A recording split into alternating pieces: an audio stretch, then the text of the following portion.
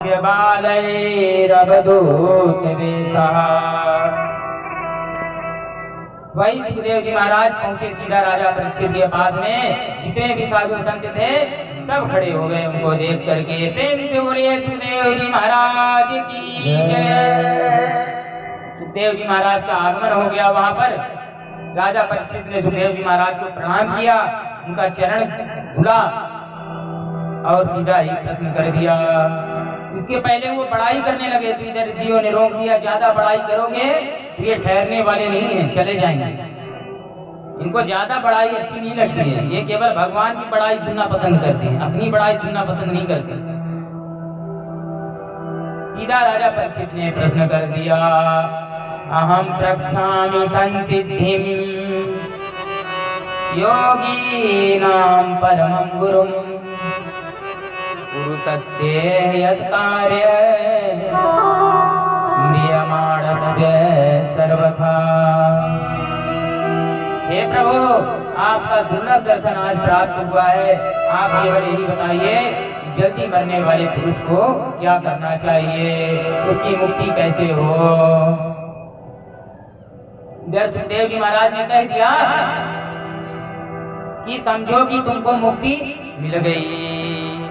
जासो नाम सुमिरत एक बारा, जासो नाम सुमिरत एक बारा, जासो नाम सुमिरत एक बारा, जासो नाम सुमिरत एक बारा,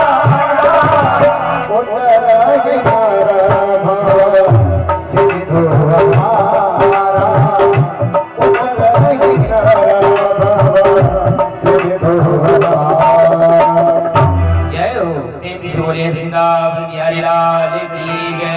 देव जी महाराज ने कहा कि ये प्रश्न आपने अपने लिए नहीं किया है, ये प्रश्न समस्त समाज के कल्याण के लिए, पूरे समाज के कल्याण के लिए तुमने प्रश्न किया है।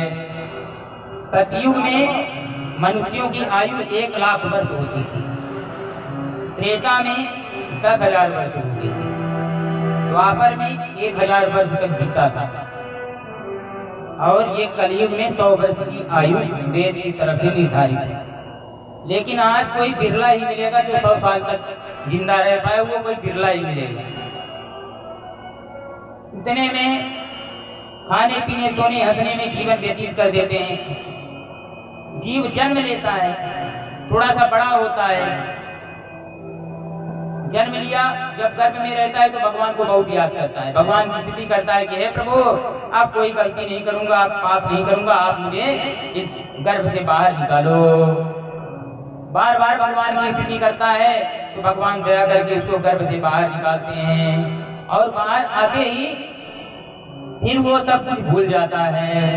इसके बाद में बड़ा हुआ तो पहले माता पिता से प्रेम हुआ, फिर बड़ा हुआ दोस्ती यारी हो गई, फिर और बड़ा हुआ तो माता पिता का आदेश हुआ कि बेटा पढ़ाई लिखाई हो गई है, आप जो है तो पेट भरने का साधन देखो। मातु पिता बालक नहीं बोलावई, माता पिता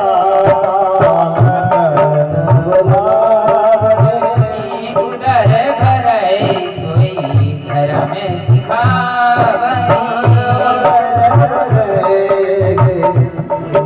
सिखाए श्री राम जय राम जय जय राम, जय सिया राम जय जय सिया राम।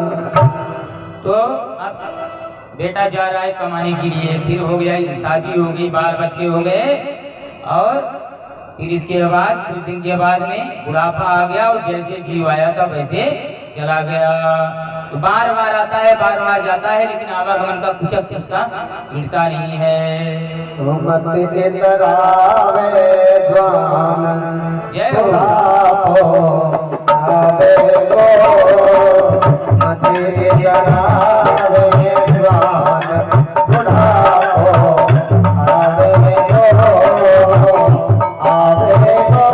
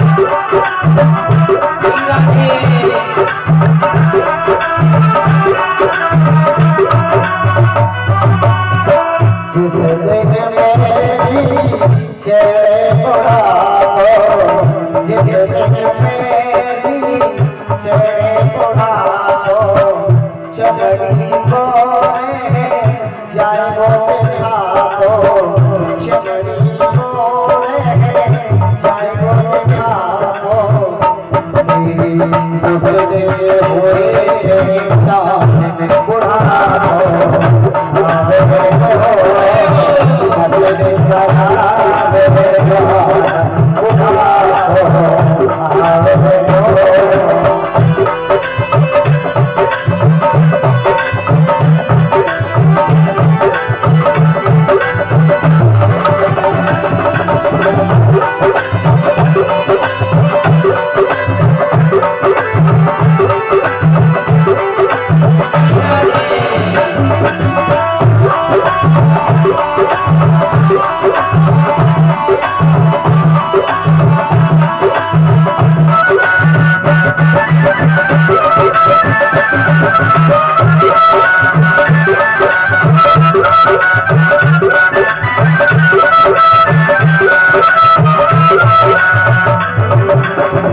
सबके बोले बुढ़ापो आवे सबके बोले बुढ़ापो आवे याने कोई काम न आवे याने कोई काम न आवे जो जाएगी कराने ब्रह्मा का बुढ़ाओ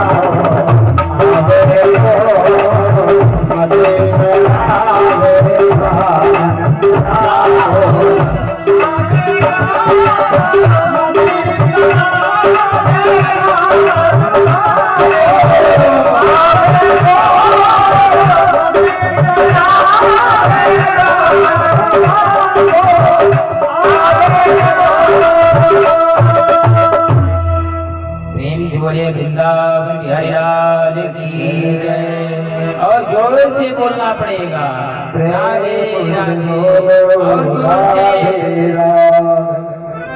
और जोर से। तो इस प्रकार से ये जीवन ऐसा है ना कि अगर 80-90 साल के दादा से बाबा से पूछो कि आपका 90 साल कैसे गुजर गया, इतनी जल्दी गुजर गया, तो कहेंगे बड़ी जल्दी गुजर गया, पता ही नहीं लगा। तो ये ऐसा है कि ये आयु बीत जाती है और पता नहीं लगता है। तो प्रश्न कर दिए यहाँ पे, जब प्रश्न किए कि जल्दी मृत्यु को प्राप्त होने वाले मनुष्य को क्या करना चाहिए, तो पहला तो उपाय है श्वास श्वास पर कृष्ण भजी वृथा श्वास जनि खोए अना जाने या श्वास की आवनी होए न होए। श्वास प्रति श्वास भगवान के नाम का निरंतर जाप करते रहना चाहिए, यही एक उपाय है। दूसरा उपाय तो बहुत कठिन है। दूसरा उपाय क्या है?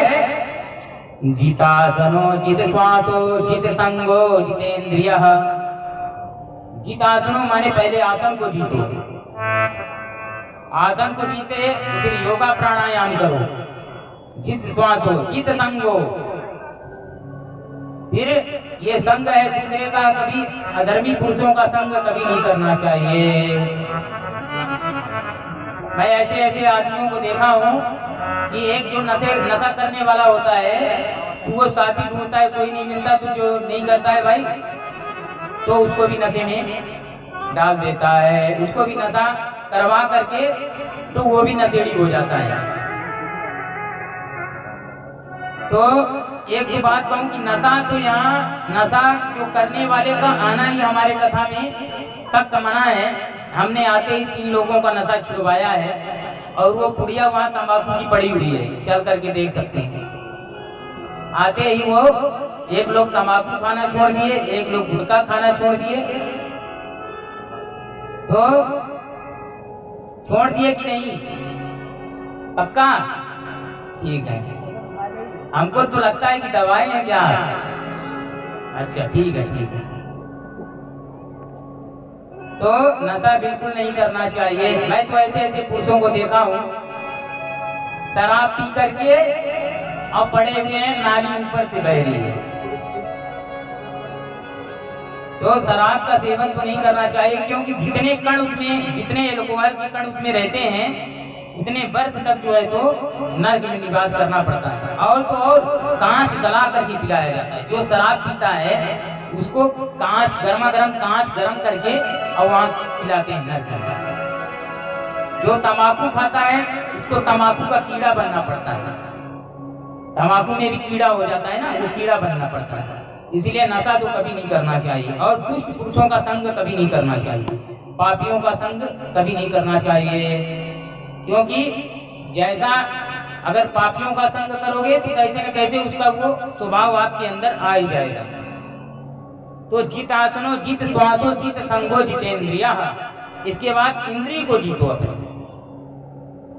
ये जीभ कहती है कि बढ़िया पकौड़ी मिल जाए खाने के लिए, आंख कहती है कि बढ़िया दृश्य देखने के लिए मिले, नाक कहती है बढ़िया सुगंध सूंघने के लिए मिले। तो सब इंद्रियां अपनी अपनी तरफ खींचती हैं। तो सभी इंद्रियों को भगवान की तरफ मोड़ देना चाहिए, इंद्रिय को जीतना चाहिए, बस में करना चाहिए। तो इसके बाद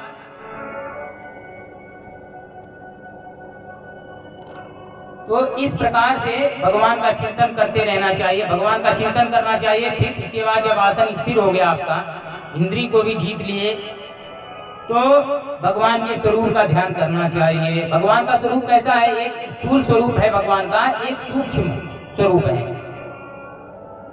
ये जो अतल वितल तलातल पाताल है, ये नीचे का लोग भगवान का पैर है, घुटना से लेकर के पैर तक वही है। और जहाँ से ये धरती का प्रारंभ होता है, ये भगवान का कमर है। और पेट भगवान का आकाश है, और सिर भगवान का स्वर्ग है।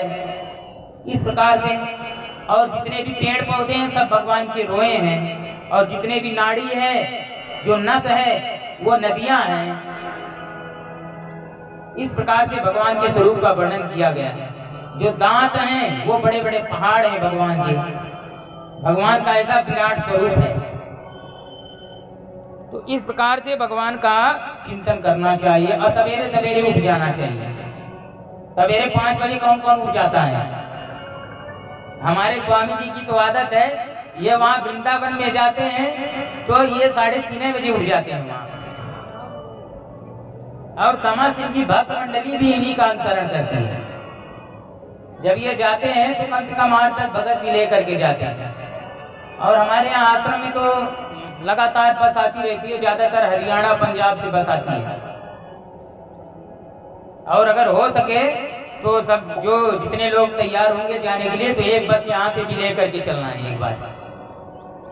बढ़िया सब रहने की व्यवस्था है, भोजन की व्यवस्था है आश्रम में, और तरह तरह की सेवा है। और एक नए नवीन आश्रम का निर्माण होने जा रहा है, धीरे धीरे करके होगा, ताकि आप लोग अगर वहाँ पर जाएं तो आपके लिए विशेष व्यवस्था वहाँ हो ठहरने के लिए।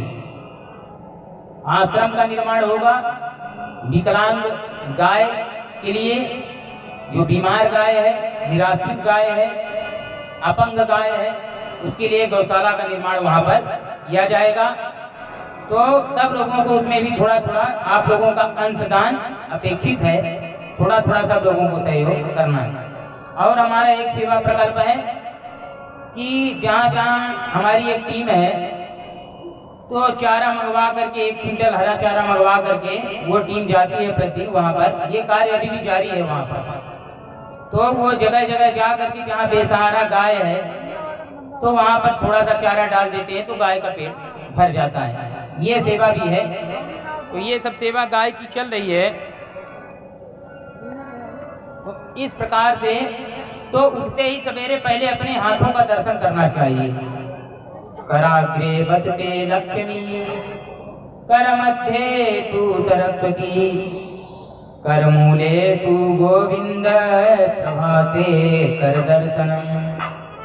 लेकिन यहाँ प्रभाते कर दर्शनम कोई नहीं करता, लेकिन कफ दर्शन जरूर करता है। सवेरे सवेरे हुआ नहीं कि पहले चाय चाहिए,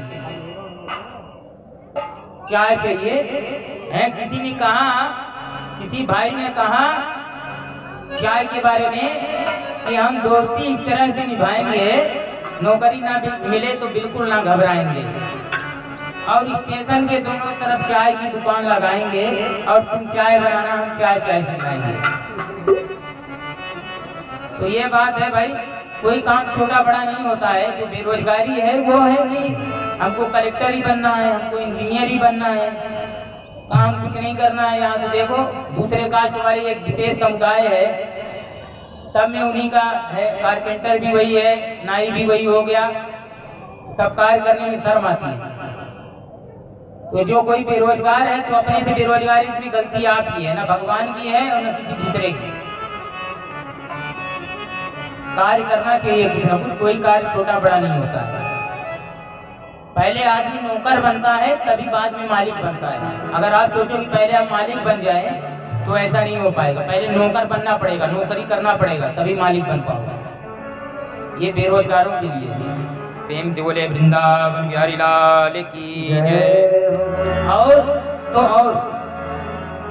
इस प्रकार से सभी प्रकार के चिंता से मुक्त होकर के भगवान में चिंतन को बढ़ाते हुए भगवान में अपने आप को लीन कर देना चाहिए। लगातार नाम जप से वो अभ्यास हो जाएगा और अंत समय में भी भगवान का नाम निकलने लगेगा। क्योंकि करत करत अभ्यास के जड़मत हो तो सुजान, अरसरी आवत जाते सिर पर पड़त इंसान। लगातार अभ्यास करने से वो नाम आपके हृदय में बैठ जाएगा। इस प्रकार से दो उपाय बताया सुखदेव जी महाराज ने राजा परीक्षित को। परीक्षित जी ने प्रश्न कर दिया कि भगवान सारी सृष्टि की रचना कैसे करते हैं? तो बताए कि पहले इस संसार में केवल जल ही चलता है। भगवान भी जल भी नहीं था, न धरती न आकाश न पाताल, कुछ नहीं था, शून्य था बिल्कुल। भगवान निराकार स्वरूप में स्थित थे। जैसे हवा है, हवा दिखाई नहीं देती है, लेकिन हवा में ही सबका प्राण अवलंबित है। हवा निकल गई कि कहेंगे भैया फिर तो ले चलो इनको जल्दी से। तो हवा में ही सबका प्राण अवलंबित है। तो भगवान हवा के जैसे थे, निराकार स्वरूप में स्थित थे। भगवान की इच्छा हुई कि अब मैं सृष्टि की रचना करता हूँ, साकार स्वरूप में आता हूँ। तब भगवान जल का निर्माण करके उसमें शयन किए। नार माने होता है जल, उसमें आयन किए भगवान, आयन माने शयन किए, तो उनका नाम हो गया नारायण। उन्होंने अपने सगुण रूप में आकर के जल का निर्माण किए, उसमें शयन किए, तो उनका नाम हो गया नारायण। अब उनकी इच्छा हुई कि मैं एक से अनेक हो जाता हूँ, तो उन्होंने अपने नाभि कमल से ब्रह्मा जी को प्रकट किया। ब्रह्मा जी प्रकट हो गए। तो प्रकट तो हो गए ब्रह्मा जी, लेकिन नाभि कमल से उत्पन्न हुए। कमल की जो डंडी होती है नीचे से ऊपर जा रहे हैं, तो उनको पता नहीं लग रहा है कि भाई कहाँ से आए, कहाँ जाना है, कुछ पता नहीं। तो उनको दो शब्द सुनाई पड़ा, ता और पा, कि तप करो। तब ब्रह्मा जी ने 1,00,000 वर्ष तक तपस्या किया। तब भगवान ने उनको कहा कि जाओ, मैंने आपको इस त्रिलोकी का विधाता बना दिया, आपको सृष्टि रचयिता बना दिया, आप इस सृष्टि की रचना करो। लेकिन कलयुग में आपको ज्यादा तप करने की आवश्यकता नहीं है। केवल 24 घंटे अगर आपका दिमाग स्थिर हो गया तो 24 घंटे में आपके जीवन में आपको भगवान का दर्शन हो सकता है। 24 घंटे तक लगातार करना पड़ेगा एक आसन में बैठ करके। पहले तो उसके लिए कई अभ्यास करना पड़ेगा, उसके बाद 24 घंटे का अनुष्ठान आप करिए। लेकिन ऐसे नहीं, एकांत स्थान हो, और ऐसा भी ना हो कि कोई मगरमच्छ आ गया पानी से, या कि कोई खतरा है जंगली जानवर का। बिल्कुल एकांत स्थान हो जहाँ कोई बाधा ना हो, वहाँ पे आप 24 घंटे का ध्यान करके तो आपको कैसे न कैसे भगवान का दर्शन मिल जाएगा, या कि अनुभूति हो जाएगी। लेकिन ऐसे दर्शन मिलता नहीं है जल्दी से। कोई लाखों में, करोड़ों आदमियों में कुछ 100 आदमी प्रयास करते हैं भगवान की प्राप्ति का, और कुछ एक आदमी उसमें प्राप्त कर पाता है भगवान को। भगवान सबको दर्शन नहीं देते। हाँ, आपको अनुभव हो सकता है, आपको अंतर आत्मा में अनुभव हो सकता है कि नहीं। अनुभव तो सबको होता है, हुआ होगा, पता लगा होगा कि हाँ कई बार भगवान ने, अच्छा किसी का एक्सीडेंट हो गया तो कहेंगे अरे राम राम भगवान ने रक्षा की है, दुई पाए भगवान खड़े हो गए। तो अनुभव होता है कि नहीं भगवान है, भगवान की दया से जीव की रक्षा मनुष्य की होगी। लेकिन अगर कहो अच्छा कोई बहुत आते हैं, बहुत दबाव देते हैं, कोई नास्तिक आ जाता है तो कहता है महाराज आपकी भगवान कहाँ है दिखाओ। तो ऐसे किसी संत के साथ में गए, संत के पास में गए, ऐसे प्रश्न किए, संत मंत्र मस्त मलंग संत थे, तो उनसे प्रश्न किया कि आपके भगवान कहाँ है दिखाओ। तो संत ने एक थपाड़ा लगाया, बोले महाराज मैं तो कह रहा हूँ कि आप भगवान को दिखाओ, तो आप तो हमको मार दिए, मेरे दर्द हो रहा है। बोले कहाँ दर्द हो रहा है दिखाओ। बोले यहाँ पर हो रहा है। बोले दिखाओ कहाँ दर्द हो रहा है। बोले दिखा महाराज दर्द दिखाने वाली चीज है। तो संत बोले कि भगवान दिखाने वाली चीज है, जल्दी से भगवान दिखाई नहीं देते हैं। अगर ऐसे सोच लो कि दिखाई दे जाएंगे तो दिखाई नहीं देंगे। जैसे दर्द नहीं दिखाई देता वैसे भगवान भी दिखाई नहीं देते। आइए 2 मिनट तो भगवान का ही चिंतन करना है। जहाँ जहाँ कथा होती है भगवान वहाँ अतिरिक्त रूप से विराजमान हो करके और आशीर्वाद की वर्षा करते हैं। भजन गरीबा नर चेत रे गुमानी, अनमोल तेरी काया अनमोल जय हो।